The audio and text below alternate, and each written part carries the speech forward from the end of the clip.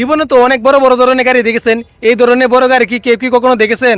দেখেন এই গাড়িটি যখন স্থির হবে তখন আস্তে আস্তে খুলবে, খোলার পরে দেখেন এই গাড়ির ভিতরে যে এত সুন্দর একটা বাড়ি, আপনি যদি না দেখেন তাহলে আপনি মিস করবেন। দেখতে থাকুন, গাড়িটি অসাধারণ, অনেক সুন্দর একটা গাড়ি, দেখতে থাকুন।